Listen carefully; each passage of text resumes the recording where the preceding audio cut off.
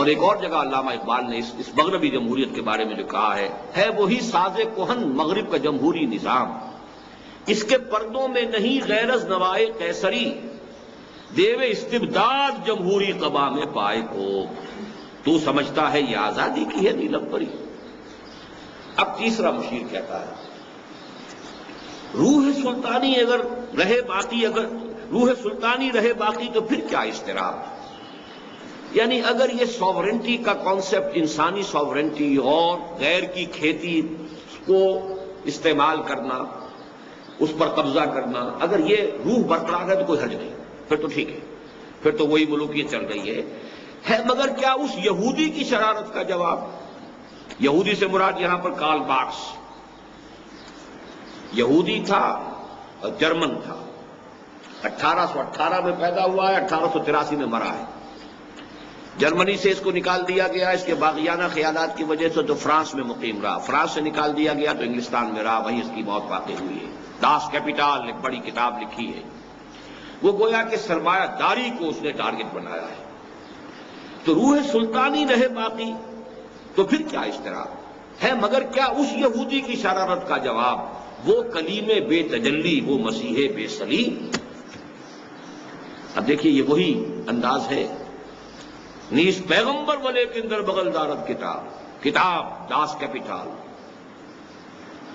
یہ میری آج شام کی تقریر کا مین موضوع ہے، جو انجمن کا سالانہ اجلاس آج ہونے والا ہے، کہ دو چیزوں سے انقلاب برپا ہوا، دنیا کا عظیم ترین انقلاب، ایک کتاب قرآن، ایک اس کے معلم محمد صلی اللہ علیہ وسلم، یتلو علیہم آیاتہ ویزکیہم ویعلمہم الکتاب والحکمہ۔ یہاں اس کو ذہن میں رکھیے، پیغمبر تو وہ نہیں ہے یہودی، کتاب تو ہے اس کے پاس، اور کتاب یقیناً بہت گہری فلسفے کی کتاب، بڑی مدلل کتاب، بڑے بڑوں کو چکرا دینے والی کتاب، پوری تاریخ کی ایک نئی تعبیر کرنے والی کتاب، اس میں کوئی شک نہیں۔ وہ کلیم بے تجلی، وہ مسیح بے سلیم، کلیم حضرت موسیٰ علیہ السلام، مسیح حضرت عیسیٰ علیہ السلام، مطلب یہ کہ اس لیول پر لے کے جا رہا ہے کہ جہاں تک اس کا معاملہ ہے تاثیر کا، وہ تو اس حد تک جا رہا ہے، نیز پیغمبر بنے کے اندر بغل دارت کتاب۔ کیا بتاؤں کیا ہے کافر کی نگاہ پردہ سوز، مشرق و مغرب کی قوموں کے لیے روز حساب، اس سے بڑھ کر اور کیا ہوگا طبیعت کا فساد، توڑ دی بندوں نے آقاؤں کے خیموں کی تناب، مزدوروں نے اور تلپٹ کر کے رکھ دیا۔ زار روس کو 1917 میں جلا وطن کیا، پہلے اسی ترکستانی، روسی ترکستانی علاقہ جو ہمارا ہے، اور پھر اس کو وہاں پہ گولی مار دی گئی، شہنشاہیت کا تو ختم ہو گیا، تو ہماری تو بساط الٹ رہی ہے۔ پھر یہ کہ اس میں چونکہ یہ معاملہ بھی تھا کہ جو ابتدائی اس کا جو فرور تھا وہ امپیریلسٹ نہیں تھا، اس میں یہی تھا کہ دنیا کی ہر قوم کو آزادی ہونی چاہیے، دنیا کی ہر قوم کو اپنے وسائل کو استعمال کرنا چاہیے، تو یہ تو ہماری ساری بساط جو ہے الٹ دے گا۔ جمہوریت سے تو ہمیں اندیشہ نہیں، مغربی جمہوریت تو ٹھیک ہے، وہ تو ہم نے خود ہی اس کو بپتسمہ دیا ہے، خود ہی ہم نے اس کو جو ہے پردہ اس کے اوپر ڈالا ہے، لیکن یہ کہ یہ واقعتاً ایک چیز ہے کہ جو خطرناک ہے۔ چوتھا مشیر کہتا ہے توڑ اس کا رومت الکبریٰ کے ایوانوں میں دیکھ۔ رومت الکبریٰ روم، اب یہ روم جو ہے ایک زمانے میں قبل مسیح کی جتنی سلطنتیں دنیا میں قائم ہوئی ہیں، یعنی آج سے 2000 سال پہلے کی عظیم ترین مملکت روم کی تھی، یارک سے لے کے بغداد تک، یارک برطانیہ، بغداد، اور تبریز سے لے کر موراکو تک، 3 بر اعظموں پر محیط، پورا شمالی افریقہ، پورا یورپ اور مغربی ایشیا کا بھی ایک بڑا چنک، اتنی عظیم سلطنت۔ اور یہ جو رومت الکبریٰ ہے، اس میں جو فاشسٹ تحریک اٹھ چکی تھی اور مسولینی ابھرا تھا بڑی شدت کے ساتھ، قوت کے ساتھ، اور وہ اب تازہ کرنا چاہ رہا تھا وہی سیزر، آل سیزر کو دکھایا ہم نے پھر سیزر کا خواب۔ سیزر ہی لفظ اصل میں عربی میں قیصر بنا ہے، سیزر سی سے لکھا جاتا ہے تو وہ کاف بن گیا قیصر ہے۔ تو یہ سیزر جو بہت بڑی ایک یوں سمجھیے کہ ایک ہستی تھی رومن امپائر کی، ہم نے ان کی نسل کو پھر خواب دکھا دیا کہ دوبارہ ایک وسیع مملکت قائم کرو، پھر کنگڈم قائم کرو. مسولینی کو تو ہم نے توڑ تو پیدا کر دیا. اگر ادھر سے اشتراکی انقلاب آ رہا ہے تو ادھر سے فاشسٹ تحریک بھی اٹھ رہی ہے کہ نہیں؟ تو گویا کہ ہم نے ملوکیت کو دوبارہ زندہ کرنے کا پورا بندوبست کر دیا ہے، اور اس اشتراکیت کا گلا گھونٹنے کا بندوبست عین اس کے اپنے یورپ کی سرزمین میں کر دیا ہے.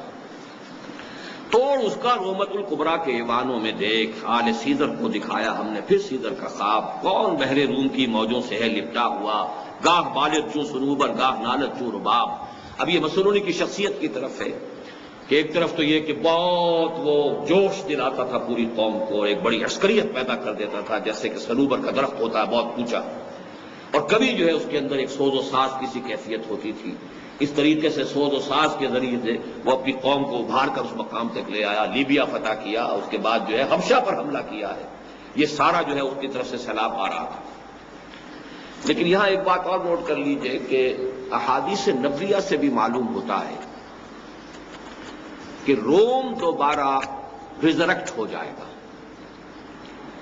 الملحمۃ العظمیٰ جب لڑی جائے گی، تیسری عالمگیر جنگ جو تاریخ انسانی کی عظیم ترین جنگ ہوگی، جس کو کہ ببلیکل جو ٹرمینالوجی ہے بائبل کی اس میں کہا جاتا ہے آرمگڈون، اور حدیث میں کہا گیا الملحمۃ العظمیٰ. اب یہ ساری چیزیں میری کتاب میں موجود ہیں، سابقہ اور موجودہ مسلمان امتوں کا ماضی، حال اور مستقبل. اس میں بھی لفظ روم آتا ہے. اور یہ ایک کتاب میں نے حال ہی میں پڑھی ہے، ایک پادری کی، امریکن، غالباً ہال لنڈسے اس کا نام ہے، دی لیٹ گریٹ پلانٹ ارتھ کے نام سے کتاب لکھی ہے. اس نے ایک بائبل کی اور کتاب قدیم اور عہد نامہ جدید ان سب کے حوالوں سے ثابت کیا ہے کہ یورپ کی یہ کانفیڈریسی دوبارہ بن جائے گی، اور یہ گویا کہ ایک نیا رومن امپائر کی شکل میں دوبارہ دنیا کے سامنے آئے گی، اور اسلام کے ساتھ ان کا ایک بہت بڑا تصادم ہوگا. احادیث میں آتا ہے 80 علم ہوں گے، ہر علم کے نیچے 12,000 سپاہی ہوگا، اور یہ تمام جو ہے عیسائی قوتیں روم کے نام کے تحت جمع ہوگی. بہرحال یہ میں نے صرف اس لیے کہا کہ آپ یہ بھی نوٹ کر لیں کہ علامہ اقبال نے بھی جو لفظ استعمال کیا رومت الکبریٰ، گریٹ روم، اینشنٹ روم، اس کی جو عظمت جو ہے. تیسرا مشیر کہتا ہے میں تو اس کی عاقبت بینی کا کچھ قائل نہیں جس نے افرنگی سیاست کو کیا یوں بے حجاب. اس کا اصل میں اشارہ یہ ہے کہ جب مسولینی آگے بڑھا ہے اور اس کے بعد پھر نازی جو ہے نازیزم بھی آگے بڑھا، لیکن اس وقت تک علامہ اقبال کی زندگی تک ابھی وہ پورے عروج پر نہیں آیا تھا.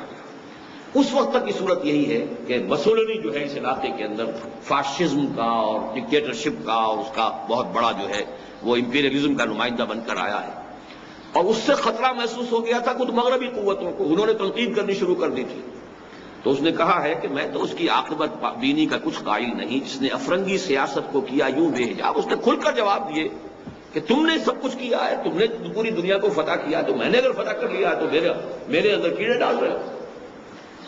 بہرحال اب پانچواں مشیر کہہ رہا ہے آخری سمجھیے کے بعد، اے تیرے سوز نفس سے کار عالم استوار. یہ بڑا عجیب ہے یہ مصرع، سوز نفس. اس کے سوز نفس چونکہ وہ آتشی مخلوق ہے تو غضب، انتقام، غیظ، اسی میں کینہ، اسی میں یہ سارے جو بھی دنیا کے اندر جو خرابیوں کے جتنے بھی منبع ہیں وہ یہ ہے. گویا کہ یہ ابلیس کا وہ سوز نفس ہے. اے تیرے سوز نفس سے کار عالم استوار. یہ سارا ہنگامہ ہے تو اسی سے. تو نے جب چاہا کیا ہر فردگی کو آشکار. جو بھی راز کی بات ہوتی تھی تو اسے سامنے لاتا رہا ہے. آب و گل تیری حرارت سے جہان سوز و ساز. یہ آب و گل کی جو دنیا ہے مٹی کی اور پانی کی، اسی سے یہ سارا معاملہ بنا ہے دنیا، اور اس کا یہ ساری آباد کاری ہے، اور جو چاہے وہ پلانٹ کنگڈم ہے، اینیمل کنگڈم ہے، اور یا پھر ٹاپ پر انسان ہے. اب لہے جنت تیری تعلیم سے دانائے کار. اب لہے جنت اصل میں حضور کی ایک حدیث سے اس نے استعارہ کیا ہے کہ حضور نے فرمایا اہل الجنت بلہن. جنتی لوگ بڑے سادہ لوح ہوتے ہیں. واقعہ یہ ہے کہ میں نے بھی کئی حضرات کو اپنی تجربہ دیکھا ہے، بہت سے لوگ ہوتے ہیں ایسے انتہائی سیدھے اور سادہ. کوئی مکر، کوئی فریب، کوئی چھل، کوئی پیچ، کوئی غصہ، کوئی انتقام ہے نہیں۔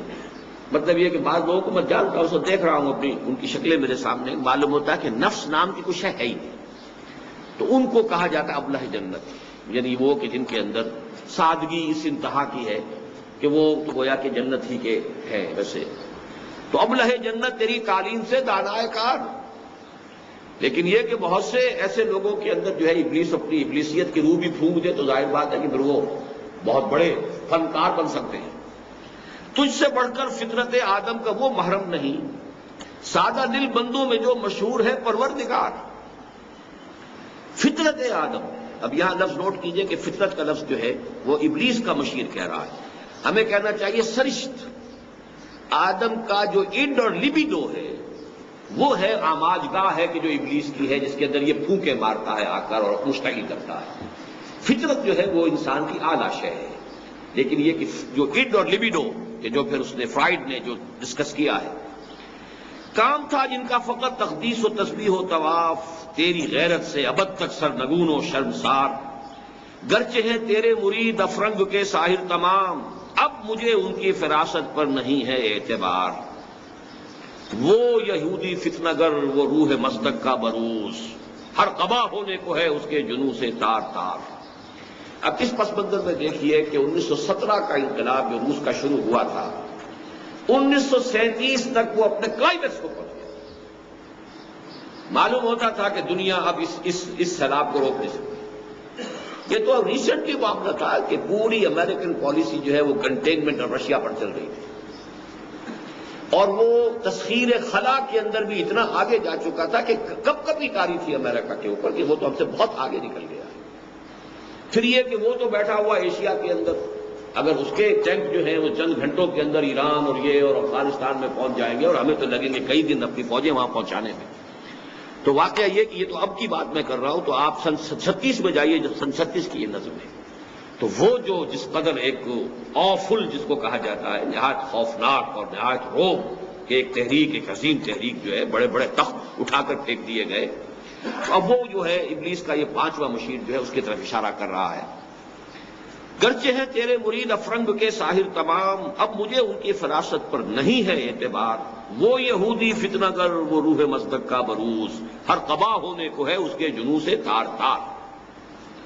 حکیم مصدق جو ہے یہ ایران میں پیدا ہوئے تھے 5ویں صدی عیسوی میں، یعنی حضور صلی اللہ علیہ وسلم سے لگ بھگ 100-150 برس قبل، اور یہ ان کا فلسفہ ہے یہ کہ خدا یعنی یزداں وہ تو دنیا میں خیر ہی چاہتا ہے، بھلائی ہی چاہتا ہے، نیکی ہی چاہتا ہے، وہ نیکی کا خدا ہے، لیکن ایک اور ہے قوت، بدی کی قوت ہے، اور وہ ہے اہرمن، اور اس اہرمن کا جو سب سے بڑا ہتھیار ہے وہ لوگوں میں حسد اور کینہ اور بغض، یہ بیماریاں ہیں کہ جو اس نے پیدا کی ہیں، اور اس کی وجہ سے دنیا میں فساد ہے، گندگی ہے، سارا جو بھی کچھ ہے برائی ہے وہ وہاں سے ہے۔ اور اس حسد اور کینے کا اور سارا جو ہے سبب کیا ہے؟ 3 چیزوں میں عدم مساوات، زر زن زمین، اس میں اگر اونچ نیچ ہوتی ہے تو فساد ہوتا ہے، پھر کینہ ہوتا ہے، پھر حسد ہوتا ہے، پھر بغض ہوتا ہے، پھر مقابلے ہوتے ہیں، پھر جنگیں ہوتی ہیں۔ تو اس کا فلسفہ یہ تھا کہ مصداقیت جس کو کہتے ہیں کہ یہ 3 چیزوں میں تمام انسانوں کو مساوی کر دیا جائے، زر زن زمین، 3 چیزوں میں مساوی۔ اگر ہر ایک مرد کے لیے 2 شادیاں ہو سکتی تو سب کے لیے 2 شادیاں ہوں، اگر ایک ہی ہے تو پھر ایک ہی ہو، اسی طرح زمین ہے، اسی طرح دولت ہے۔ تو اس کو پھر کہا جاتا ہے کہ یہ جو گویا کہ اشتراکیت جو ایک خواب آیا بعد میں، یوں سمجھیے کہ 1500 برس بعد، اس کا ایک حیولہ، اس کا ایک بلیو پرنٹ جو ہے وہ اس وقت مصدق کے فلسفے میں تھا۔ تو بروز کہتے ہیں کسی کا ظہور ہو جانا، گویا کہ وہی روح مصدق جو ہے دوبارہ مارکس کی شکل میں دنیا میں ظاہر ہو گئی ہے کہ جس نے معاشی مساوات کا نعرہ لگایا ہے۔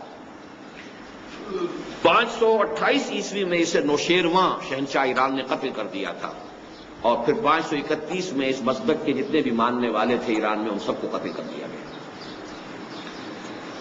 وہ یہودی فتنہ گر، وہ روح مصدق کا بروز، ہر قبا ہونے کو ہے اس کے جنوں سے تار تار، زاغ دشتی ہو رہا ہے ہم سرے شاہین و چرغ، یہ مزدور اور یہ کسان اور یہ جاگیرداروں کے اور یہ گویا کہ کوا جو ہے شاہین کے برابر ہو رہا ہے، یہ تو تلپٹ ہو جائے گی ہماری ساری بساط. ہم نے جو کچھ بھی اپنا مکر کا جال پھیلایا تھا ختم ہو کر رہ جائے گا. کہاں غلامی، کہاں محکومی، سب ختم ہوئی بات.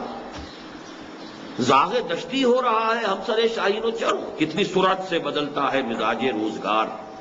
چھا گئی آشفتہ ہو کر وسعت افلاک پر، جس کو نادانی سے ہم سمجھے تھے ایک مشت غبار.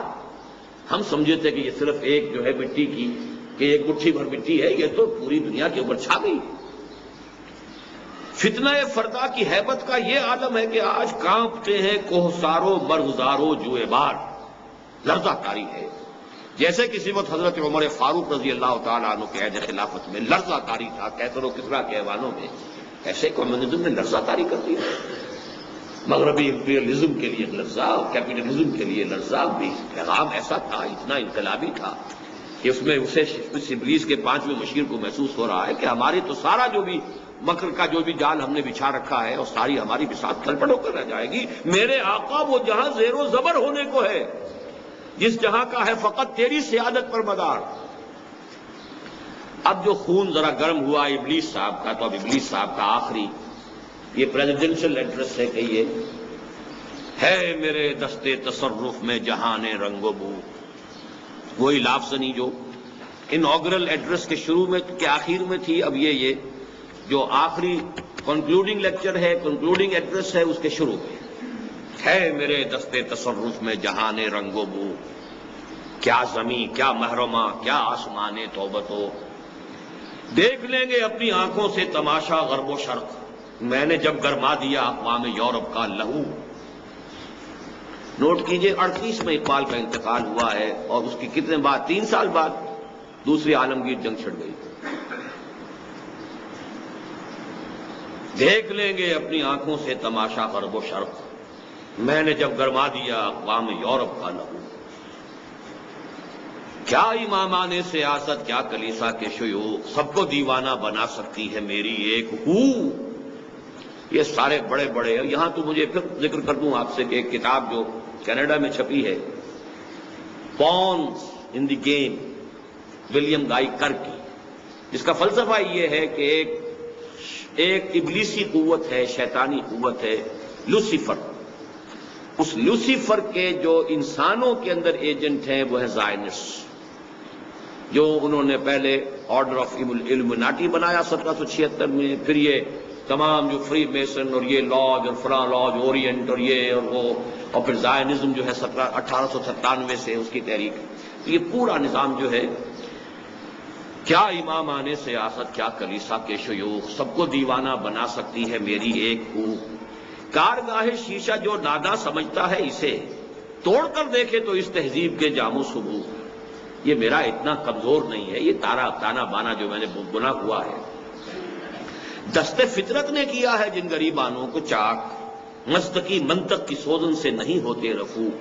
یہ ہے وہ بہت اہم شعر کہ فطرت نے چونکہ مساوات نہیں رکھی ہے، اس کریشن میں کہیں مساوات نہیں ہے، بیلنس ہے، وزن، توازن، مساوات نہیں ہے. مساوات تو انسان کی ذہنی صلاحیتوں میں نہیں ہے، یک رنگی جو ہے ان کی شکلوں میں نہیں ہے، جینز مختلف ہیں، مرد اور عورت کا فرق ہے. تو یہ تو فرق ہے. کوئی قوی جسہ لے کر آتا ہے، کوئی پیدائشی طور پر بیچارہ کمزور ہوتا ہے، اس کے اندر زیادہ محنت اور مشقت کا مادہ نہیں ہوتا. تو دست فطرت نے کیا ہے جن غریبانوں کو چاک، مزدقی منطق کی سوزن سے نہیں ہوتے رفو. چاہے وہ حکیم مزدق تھا اور چاہے وہ اب حکیم جو ہے مارکس ہو، ان کی ان فلسفوں سے وہ جو فرق ہے، فرق و تفاوت ہے، وہ ختم ہونے والے نہیں ہیں. یہ فرق و تفاوت جو ہے، جیسے کہ قرآن مجید میں اختلاف کے بارے میں بھی کہا گیا ہے، وَلَا يَزَالُونَ مُخْتَلِفِينَ إِلَّا مَن رَحِمَ رَبُّكَ وَلِذَٰلِكَ خَلَقَهُ. اختلاف تو رہے گا دنیا کے، اختلاف ختم ہو جائے تو پھر بات یہ سارا ہنگامہ ہی ختم ہو جائے گا، یہ ساری رونقیں ختم ہو جائیں گی. تو فرق و تفاوت اور اختلاف یہ تو ایک رول ہے، بس اس کو حدود میں رہنا چاہیے. اس کے لیے جو ہے کچھ games, rules of the game ہونے چاہیے، حدود سے تجاوز نہیں ہونا چاہیے، وغیرہ وغیرہ. مولانا بات ہو جائے گی. کب ڈرا سکتے ہیں مجھ کو اشتراکی کوچہ گرد، یہ پریشاں روزگار آشفتہ مغز آشفتہ ہوں. یہ دماغ بال ان کے الجھے ہوئے، چہروں پہ وحشت، اور یہ لوگ یہ مجھے پریشان کر دیں گے، یہ مجھے ڈرانے والے نہیں ہیں۔ ہے اگر مجھ کو خطر کوئی تو اس امت سے ہے۔ اب یہاں سے پیغام شروع ہوا ہے، جھنجھوڑنے والا پیغام، کہ ابلیس کو اگر کوئی اندیشہ ہے تو نہ جمہوریت سے، نہ فاشزم سے، نہ ناززم سے، نہ اشتراکیت سے۔ اور اشتراکیت اس وقت ٹاپ پر تھی جب یہ نظم علامہ اقبال، آج تو اشتراکیت جو ہے وہ مر گئی یا اس کا دور گزر گیا، تو ہم 60 سال بعد بیٹھے ہیں نا۔ سن 36 کی نظم کو ہم سن 96 میں پڑھ رہے ہیں۔ اس ڈفرنس کو اپنے ذہن میں رکھیے۔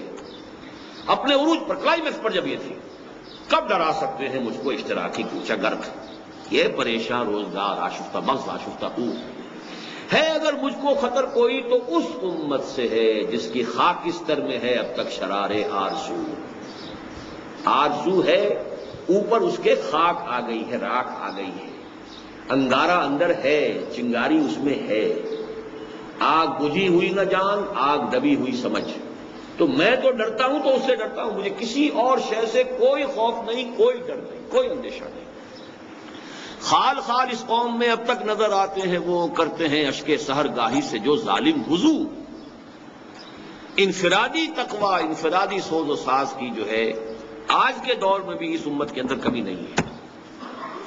اصل مسئلہ یہ ہے، خال خال ایسے لوگ بھی ہیں، جانتا ہے جن پہ روشن باطن ایام ہے، مستقیت فتنہ فردا نہیں اسلام۔ میرے لیے خطرے کے اگر کوئی معاملہ ہے، کوئی چیلنج ہے، تو وہ مستقیت سے نہیں ہے، وہ اشتراکیت سے نہیں ہے، وہ جمہوریت سے نہیں ہے، وہ اجتماعیت سے نہیں ہے، وہ سرمایہ داری سے نہیں ہے، وہ ہے اسلام سے۔ اب اس کا یہ جو نظم کے اندر کئی اتار چڑھاؤ آئیں گے، خطرہ تو ہے، لیکن اس خطرے میں اب اس کا دل کا دلاسا دینے والی چیزیں کون سی ہیں؟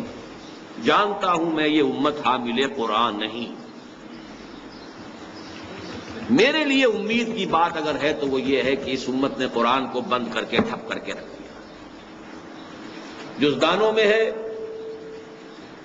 مسلمانی در کتاب اور مسلمانہ در گور۔ جانتا ہوں میں یہ امت حامل قرآن، اس لیے کہ اصل طاقت تو قرآن تھی، اصل اعلی انقلاب محمد کا قرآن تھا صلی اللہ علیہ وسلم، جہاد پر ابھارنے والا قرآن تھا، سرمایہ داری کی مذمت کرنے والا قرآن تھا۔ قرآن اس نے بند کر دیا، یہ بہت غنیمت ہے۔ جانتا ہوں میں یہ امت حامل قرآن نہیں۔ آج شام کو یہ اس موضوعات پر گفتگو ہوگی، جو حضرات بھی چاہیں آج 7 بجے ہمارا انجمن کا سالانہ اجلاس ہے، اس میں تشریف لائیں۔ قرآن آڈیٹوریم میں ہے وہی سرمایہ داری بندہ مومن کا دین، وہی زر پرستی، وہی دولت پرستی، وہی سود خوری، وہی سارا معاملہ، وہ اس نے بھی وہ پورا کا پورا دین اختیار کر رکھا ہے، اس پنجے کے اندر بھی پوری طریقے سے وہ پھنسا ہوا ہے۔ جانتا ہوں میں کہ مشرق کی اندھیری رات میں بے ید بیضا ہے پیران حرم کی آستین۔ پیران حرم کی آستین کے اندر وہ حضرت موسیٰ والا ہاتھ نہیں ہے جو دمکتا ہو چمکتا ہو جب نکلے، بے ید بیضا یعنی روحانیت سے خالی ہو۔ لفظ ہیں، دھواں دھار تقریریں ہیں، لفاظی ہے، جو کچھ ہے، لیکن ید بیضا نہیں۔ نہ عصائے موسیٰ قرآن ہے جو معجزہ تھا حضرت موسیٰ علیہ السلام کا، در بغل داری کتاب زندگی، جیسے حضرت موسیٰ کو اللہ نے فرمایا تھا تمہارے بغل میں عصا موجود ہے، پھینکو تو صحیح، کیوں ڈر رہے ہو؟ لا تخف الق ما فی عصاک ما فی یدک الق عصاک۔ اسی طریقے سے بے ید بیضا ہے پیران حرم کی آستین، عصر حاضر کے تقاضاؤں سے ہے لیکن یہ خوف ہو نہ جائے آشکارا شر پیغمبر کہیں۔ یہ اس کا سب سے بڑا اس نظم کا مرکزی شعر ہے، اس اعتبار سے کہ سوشل ایوولوشن کا جو پروسیس انیشیٹ کیا تھا محمد الرسول اللہ صلی اللہ علیہ وسلم سے، جس کو ٹیک اوور کیا ہے ویسٹ نے، یہ پروسیس اپنی منطقی انتہا کو پہنچ کر محمد کے دین تک لوگوں کو پہنچا دے گا۔ یہ بات جو ہے بہت گہری ہے اور علامہ اقبال کے فکر و فلسفے کے اندر بڑے مرکزی نقطے کی شے ہے۔ انسانی حریت، اخوت، مساوات، یہ سبق تو دیے تھے محمد نے صلی اللہ علیہ وسلم۔ اس کے بعد ہم نے تو پھر ملوکیت شروع کر دی، پھر ہم نے بغداد میں محل بنا لیے، پھر ہم نے عیش شروع کر دی، پھر ہم نے کسرا ختم ہوا تھا، پھر کوئی اور کسرا پیدا ہو گئے. یورپ میں کم سے کم وہ چیزیں چاہے سیکولرزم کے ساتھ چلیں، لیکن کچھ نہ کچھ حقوق انسانی کا معاملہ چلا ہے، کچھ نہ کچھ جو ہے ہیومن رائٹس کا معاملہ آگے بڑھا ہے. آگے بڑھی بات، اس کو شیطان جو ہے اس کو ہر جگہ پر کوئی نہ کوئی اس میں گندگی لپیٹتا رہا ہے. لیکن یہ کہ اس گندگی کی لپٹ کے اندر جو ہے وہ شے بھی موجود ہے جس کو اقبال کہتا ہے the inner core of the present western civilization is Quranic. اوپر گندگی لپٹی ہوئی ہے، بہت اعلیٰ ایک شے ہے جس کے اوپر گندگی جو ہے لپیٹ دی گئی ہے. تو میں نے جو خطبہ دیا تھا غالباً 1984 میں یوم اقبال پر، اور وہ تحریری خطبہ پڑھا تھا، اس کا مرکزی نقطہ یہی ہے، اس میں نے وضاحت کے ساتھ بیان کیا ہے. اور میری جو کتاب جو میں آج آپ کے ساتھ چاہتا ہوں متعارف کرانا، علامہ اقبال اور ہم، اس میں میری وہ سن 73 کی تقریر بھی ہے جو گویا کہ ہمارا ورشن ہے ماؤ اقبال کا. اور پھر یہ کہ میرا وہ خطبہ بھی شامل ہے اس کے اندر، اور بھی کئی چیزیں. پروفیسر یوسف سلیم چشتی کے 2 بہترین مضامین جو علامہ اقبال کی زندگی میں لکھے گئے کہ اقبال کا پیغام کا خلاصہ کیا ہے اور اقبال کے فلسفے کا خلاصہ کیا ہے. تو یہ ساری چیزیں جو ہے علامہ اقبال اور ہم نامی کتاب جو ہے وہ آج جسے آپ کہا کرتے رونمائی کتاب کی، ہماری کتابوں کی رونمائی بھی وہ کہیں ہوٹلوں میں نہیں ہوتی ہے، وہ مسجدوں میں ہوتی ہے. تو عصر حاضر کے تقاضاؤں سے ہے لیکن یہ خوف، یعنی یہ کہ یوں سمجھیے کہ جدلی مادیت کسے کہتے ہیں. خالص مادی سطح پر بھی یہ عمل چل رہا ہے کہ کوئی ایک نظریہ یا خیال آیا، نظام آیا، وہ خیال کی سطح پر آیا، اس کا ایک رد عمل پیدا ہوا. اب وہ عمل اور رد عمل، تھیسس اور اینٹی تھیسس نے جڑ کر ایک نئی شکل اختیار کر لی، اور وہ یقیناً پہلے سے بہتر ہے. لیکن چونکہ ہدایت آسمانی کے تابع نہیں ہے، لہذا کسی اور اعتبار سے اس میں خرابی پیدا ہو گئی. اب وہ خرابی پھر اپنے انڈے بچے دے گی. اب یہ تھیسس بن کر اینٹی تھیسس کو جنم دے گا، اینٹی تھیسس پھر ٹکرائے گا، پھر آگے بڑھیں گے، پھر ایک قدم اوپر جائے گا معاملہ. تو یہ خود ڈائلیکٹیکل میٹیریلزم جو ہے رفتہ رفتہ اقبال کہہ رہا ہے، یہ تو اس قریب آ گیا ہے کہ ہو نہ جائے آشکارا شر پیغمبر کہیں. They have come very near. مجھے یہاں وہ لطیفہ یاد آ گیا ہے، ایک انگریز ڈی سی کے بارے میں واقعہ بیان ہوا ہے یہ کہ اس کو کسی نے، انگریز اپنے زمانے میں ڈپٹی کمشنر ہوتے تھے، کسی نے نیٹو نے یہاں کے کوئی رشوت پیش کی. اس نے ڈانٹ دیا بہت کہ نہیں نہیں غلط کہا، میں یہ رشوت نہیں لیتا. اس پیش کرنے والے نے کچھ اور رقم بڑھا دی، کچھ اور رقم بڑھا دی، کئی مرتبہ رقم بڑھتے بڑھتے اس جگہ آ گئی کہ اب اس نے کہا جاؤ فوراً نکل جاؤ یہاں سے، اس لیے کہ اب تم میری قیمت کے قریب پہنچ گئے. اب ہو سکتا ہے کہ میں ٹیمپٹیشن کو اب نہ کر سکوں ریزسٹ، لہذا اب مت ٹھہرو، you have reach very near my price, so get out. اسی طریقے سے یہ دنیا وہاں پہنچ گئی ہے، تھریش ہولڈ پر پہنچی ہوئی ہے. اور یہی ہے اصل میں وہ سارا فکر و فلسفہ جو قیام پاکستان کی میں مضمر تھا. اقبال کا سارا جو خطبہ الہ آباد ہے وہ کیا تھا کہ مجھے یقین ہے کہ ہندوستان کے شمال مغرب میں ایک آزاد مسلمان ریاست قائم ہوگی، اور اگر وہ قائم ہو گئی تو ہمیں موقع مل جائے گا کہ اسلام کی تعلیمات پر دور عرب ملوکیت، عرب امپیریلزم میں جو پردے پڑ گئے تھے، جاگیرداری آ گئی، سرمایہ داری آ گئی، وہ ساری کی ساری بدماشیاں جو بادشاہتوں کے ساتھ ہوتی ہیں وہ مسلمانوں نے شروع کر دی. وہ سارے ظلم اور ایکسپلائٹیشن ہے، وہ سلطان غیر کی کھیتی پہ ہو جس کی نظر، اور جو شخص کسان کی کمائی جو ہے وہ جاگیردار بیٹھ کر کھا رہا ہو. یہ ساری حرام خوریاں جو شروع ہوئی ہیں یہ بادشاہوں کے زمانوں میں شروع ہوئی ہیں، اور اس کو فقہ اسلامی نے طرح طرح کے جو ہیں اس کے لیے فتوے دے کر جو ہے ان کو جواز دیا ہے، دور ملوکیت کی فقہ نے. تو اس حوالے سے علامہ اقبال نے کہا تھا کہ ہمیں موقع مل جائے گا کہ وہ تمام پردے ہٹا کر اسلام کی اصل تعلیمات کا ایک نمونہ دنیا کے سامنے پیش کریں. اور اسی کو پھر قائد اعظم نے جو ہے اسی کو سلوگن کی شکل دی ہے کہ ہم پاکستان اس لیے چاہتے ہیں کہ عہد حاضر میں اسلام کے اصول حریت و اخوت و مساوات کا ایک عملی نمونہ پیش کریں. یہ تھا پاکستان کا. تو فرمایا کہ عصر حاضر کے تقاضاؤں سے ہے لیکن یہ خوف ہو نہ جائے آشکارا شر پیغمبر کہیں. یعنی مسلمان سے خطرہ نہیں ہے مجھے، خطرہ اسلام سے. مسلمان کے کرنے سے شاید یہ نہ ہو، لیکن یہ جو پروسیس ہے سوشل ایوولوشن کا، اور یہ میٹیریل جو ڈائلیکٹکس ہیں، خود یہ قریب جا رہے ہیں ادھر. اسی لیے اقبال نے کہا نا، ہر کجا بینی جہان رنگ و بو، کہ از خاکش گرو یا دارزو، یاد نور مصطفیٰ اورا باشت، یا ہنوز اندر تلاش مصطفیٰ. یہ جا رہا ہے پورا پروسیس کشا کشا، چاہے یا نہ چاہے یہ مصطفیٰ ہی کے راستے کی طرف جا رہا ہے. منزل تو آخری ہوئی ہے، منزل ماں کی ریاست. اب وہ سرے پیغمبر جو ہے، اس پر چونکہ کئی مرتبہ گفتگو ہو چکی ہے اور میری کتاب میں بڑی وضاحت سے ہے، 20ویں صدی عیسوی میں بر عظیم پاک و ہند میں اسلام کے انقلابی فکر کی تجدید و تعبیر، یہ 3 شعروں میں علامہ اقبال نے اسلام کے سسٹم آف سوشل جسٹس کو اس قدر کھول کر بیان کر دیا ہے، اس کو کہنا چاہیے کہ یہ جوامع الکلم میں سے الحذر آئین پیغمبر سے 100 بار الحذر، حافظ ناموس زن مرد آزما مرد آفری، پورا سماجی نظام اسلام کا اس ایک مصرے میں ہے۔ عورت کے ناموس، اس کی عصمت، اس کی عزت کی حفاظت، اس کو ماں اور بیوی اور بیٹی کی حیثیت سے چراغ خانہ بنا کر رکھنا تاکہ اس کی حفاظت ہو، اس کے ناموس کی، اس کی عزت کی، اس کی عصمت کی۔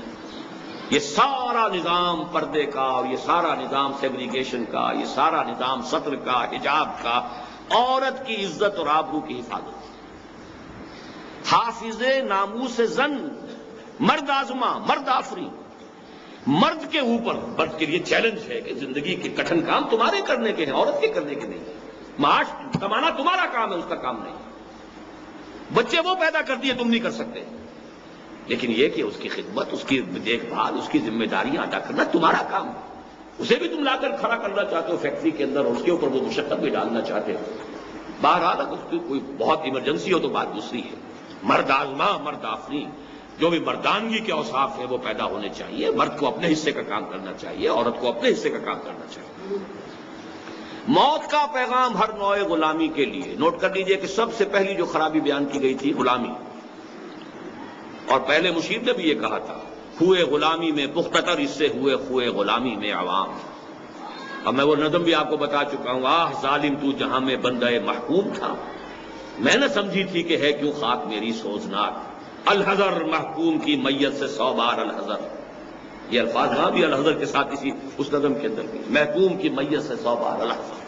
کوئی کسی غلام کی میت جو ہے میری گود میں نہیں آنی چاہیے، نہ کوئی فخور و خاقہ نہ گدائے رہ نشین۔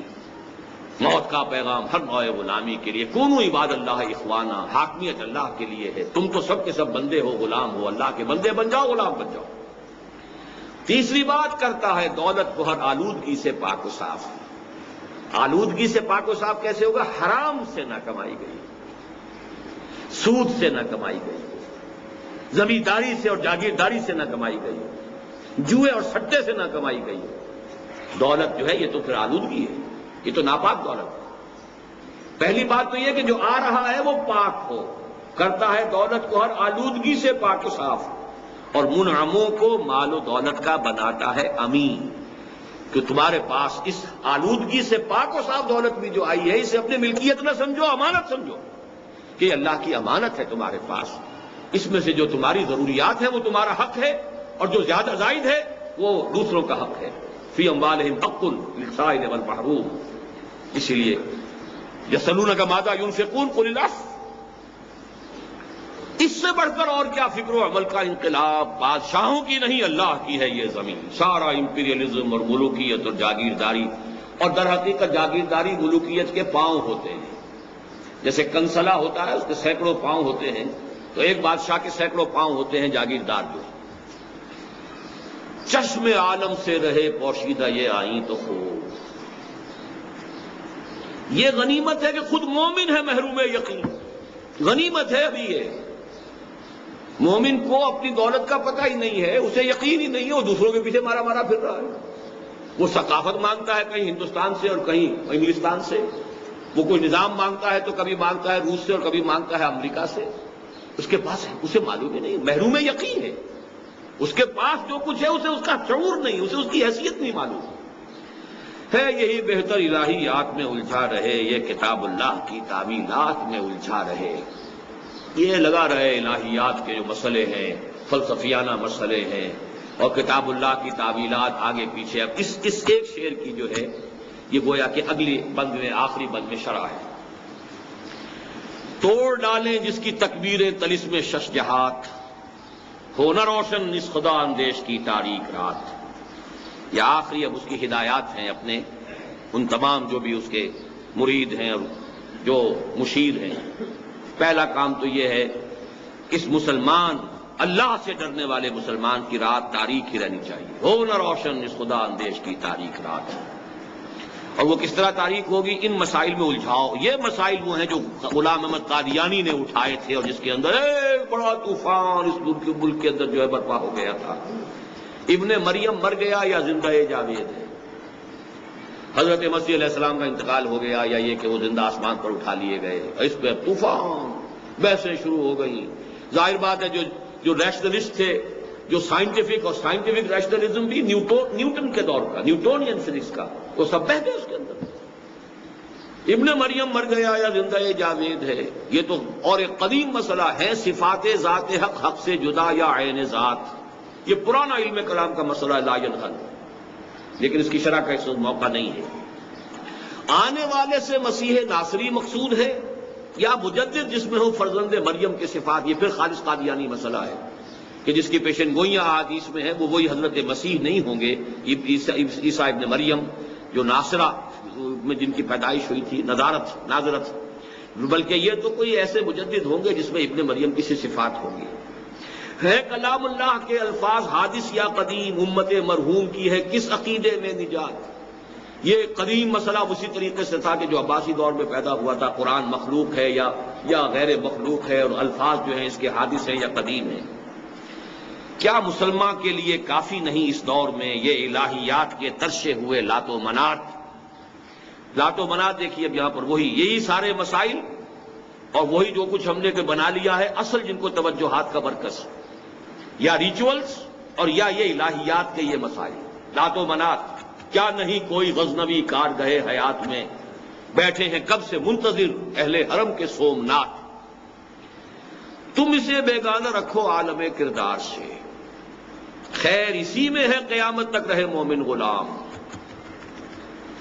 غلامی کی جو بدترین شکل اس ملک میں اس وقت آ رہی ہے، نوٹ کر لیجئے، وہ اقتصادی غلامی، مالیاتی غلامی۔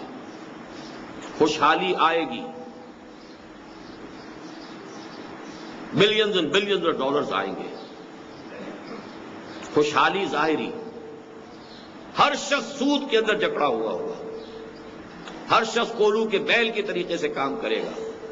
کولو کے بیل کو بھی کچھ نہ کچھ تو کھانے کو دینا ہی پڑتا ہے، وہ دیا جائے گا، لیکن سارا خون نچوڑ کر جو ہے وہ ورلڈ بینک اور IMF اور ان کے ذریعے سے یہودی لے جائے گا، چوز کر لے جائے گا۔ یہ نظام ہے کہ جس کے ہم گرفت میں پورے طور پر آ چکے ہیں، اور وہی ورلڈ بینک اور IMF کے گماشتے ہیں جو اصل میں اس وقت حکومت کر رہے ہیں۔ ہماری ساری ڈیٹیلڈ اب پالیسیز ان کی بن رہی ہیں۔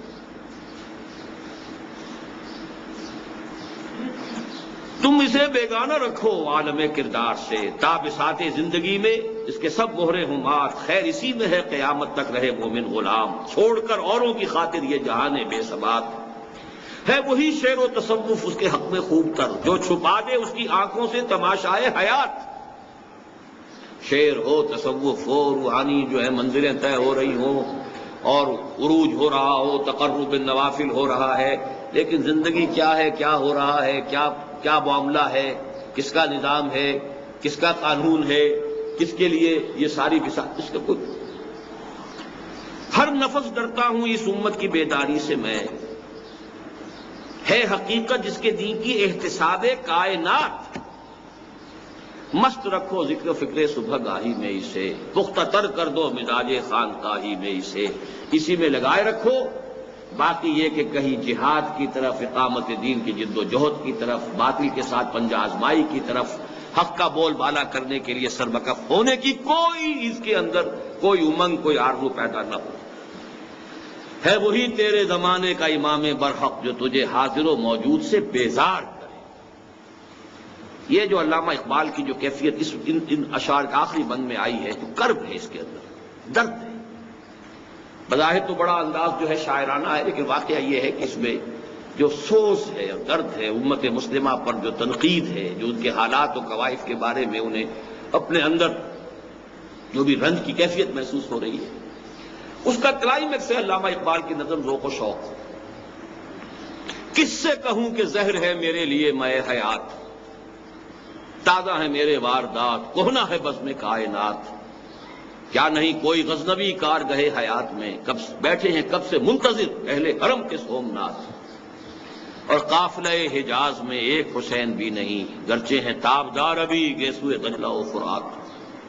بہرحال اس امید میں جو علامہ اقبال رہے ہیں، میں ایک بات شروع میں جو کہنا چاہتا تھا وہ میں آخر میں اب کہہ دوں کہ علامہ اقبال کا یہ معاملہ جو ہے شاعری کے ساتھ، جیسا کہ میں نے عرض کیا شروع میں گل و بلبل کی شاعری بھی تھی اور وہ فراق اور ہجر کی شاعری بھی تھی، پھر ملی شاعری آئی ہے، آخری دور جو ہے وہ خالص پیغام ہے علامہ اقبال کا، اس کا خلاصہ ملخص جو ہے یہ نظم ہے۔ چنانچہ اسی دور میں انہوں نے یہ بھی کہا، مرا یاراں غزل خانے شبردن، مجھے تو لوگوں نے خام خواہ غزل خان سمجھ لیا ہے، نغمہ کو جاؤ من کو جا ساد سخن بہانہ ایست، سوئے قطار می کشم ناقہ بے زمام را۔ میں نے تو اس کو ذریعہ بنایا، کہاں شاعری، مجھے شاعری سے کوئی تعلق نہیں۔ یہ جو مسلمان قوم ہے کہ جو بکھر گئی ہے، منتشر ہو گئی ہے، قافلے میں اونٹ چلتے ہیں ساتھ ساتھ ایک قطار کے اندر، سوئے قطار بھی کشم، یہ ناقائیں جتنی ہیں اور یہ جو اونٹ ہیں اور اونٹنیاں ہیں یہ بکھر گئی، منتشر ہو گئی، انہیں ایک قطار میں لانے کی کوشش کر رہا ہوں کہ ایک سینس آف پرپس ہو، ایک ڈیسٹنی سامنے ہو، ایک مقصد ہو، ایک زندگی کا نصب العین ہو، اس کے لیے جد و جہد ہو، اس کے لیے ایک نظم جماعت ہو۔ چنانچہ میں آپ سے آخری بات جو کر رہا ہوں یہ ہے کہ علامہ اقبال نے، میں بلکہ تذکرہ کر دوں کہ ڈاکٹر برہان احمد فاروقی رحمہ اللہ، ابھی زیادہ دن نہیں ہوئے ان کے انتقال کو، انہوں نے اپنی زندگی کے آخری دور میں ایک بہت بڑا احسان کیا ہے ہم پر۔ انہوں نے کچھ خط و کتابت ریلیز کی ہے ایک کتاب کی شکل میں، جو 7 فرینڈز کالونی ملتان روڈ سے مل سکتی ہے، جو آل پاکستان ایجوکیشن کانگریس کا ایک مرکز ہے، اس سے ثابت ہوا ہے کہ بالکل انہی ایام میں جبکہ علامہ اقبال نے یہ نظم کہی ہے، وہ بیعت کے اصول پر ایک خالص دینی جماعت بنانے کی تیاری کر رہے تھے۔ یعنی مسلم لیگ کے لیے جو کام کیا انہوں نے، جس نہج پر کیا، وہ سب کو معلوم ہے، لیکن وہ خط و کتابت جو ہوئی ہے اس کے لیے باقاعدہ بیعت نامہ تیار ہو گیا ہے اور اس کے لیے سارے میدان ہموار ہو چکا تھا، لیکن بعد میں کچھ اپنے ساتھیوں کی طرف سے ان کی کم ہمتی سے بدل ہو کر وہ بات رہ گئی، لیکن وہ پوری تفصیل کہ سوئے قطار بھی کشم ناقہ بے زمام را، کہ بیعت کی بنیاد پر، اور خاص طور پر نفی کی ہے یہ جمہوری ادارے اور اس طرح کی جماعتیں بنانا، یہ بالکل غلط کام ہے۔ اصل طریقہ ہے بیعت کی بنیاد پر، امارت کے اصول پر جماعت بنانا، تاکہ وہ دین کی اقامت کے لیے اس ابلیس کے ساتھ پنجہ آزمائی اس کے بغیر نہیں ہو سکتی۔ ایک ایسی جماعت کہ جو ایک شخص سے بیعت کر کے سم و طاعت فی المعروف کے رشتے کے اندر منسلک ہو چکی ہے، اس کے بغیر ابلیسی قوتوں کا مقابلہ ناممکن ہے۔ وقت اگرچہ زیادہ ہو گیا ہے، میں 15 منٹ آپ کے اور دوں گا، پھر دو جمعوں کی چھٹی آپ کو دے رہا ہوں۔ اس کے بعد میں نے عرض کیا تھا 15 دن پہلے یہاں کہ پاکستان میں حکومت کی تبدیلی کا موسم شروع ہو چکا ہے اور سن 77 کی سی صورتحال شاید جلدی پیدا ہو جائے۔ اب آپ نے دیکھ لیا اس کے شواہد جو آئے ہیں، آج ایک تعلیم یافتہ نوجوان اور ایک باقاعدہ سیاسی عہدیدار، عام کارکن نہیں، اس کی ہلاکت کا معاملہ ہو گیا ہے، اور یہ گویا کہ جلتی پر تیل ڈالنے والی بات ہو جائے گی، اور اس میں وہ سارے اب موجود ہیں امکانات جو ہیں، پوٹینشیلٹیز کے، کوئی بڑی تحریک جو ہے اٹھ کھڑی ہو۔ لیکن یہ کہ میں نے پچھلی مرتبہ بھی کہا تھا، اب پھر کہہ رہا ہوں، اب جب یہ ہنگامہ ہوگا، جب شور ہوگا، جب سب کچھ ہوگا، تو اسلام کا نام بھی آئے گا، دین کا نام بھی اچھلے گا، کچھ مولوی حضرات بھی نمایاں ہوں گے، کچھ ان کے جو بیانات بھی ہیں وہ شہ سرخیوں سے آئیں گے، لیکن اچھی طرح سمجھ لیجئے کہ نظام کا بدلنا اور شے ہے، چہروں اور ہاتھوں کا بدلنا اور شے ہے۔ اگر اس فرق کو ملحوظ نہیں رکھیں گے تو بہت سے ساتھی ہوتے ہیں اپنی سادہ دلی میں، اہل الجنت بلہن، وہ سادہ دلی جو ہے ان کی سادہ دلی میں وہ پھر بہہ جاتے ہیں ان چیزوں کے اندر۔ ہمارا معاملہ یہ ہے کہ ہمیں اپنی پوری توجہ مرکوز کرنی ہے اس ابلیسیت کے مقابلے کے لیے ایک منظم قوت فراہم کرنے کے لیے۔ باقی تو سب اس کے مرید ہیں، وہ کوئی بھی ہو۔ اس وقت جو بھی سیاسی عنصر اس ملک میں ہے وہ امریکہ کی گرفت سے باہر جا سکتا ہی نہیں۔ کوئی انقلابی قیادت کے جو لوگوں میں مرنے کا مادہ پیدا کرتے ہیں، اور بہت بڑی تعداد میں مرنے والے لوگ، اس کے بغیر نہیں ہوگا۔ تو اس کو اپنے ذہن میں رکھیے، اپنی توجہات کو ادھر ادھر بھٹکنے نہ دیجیے۔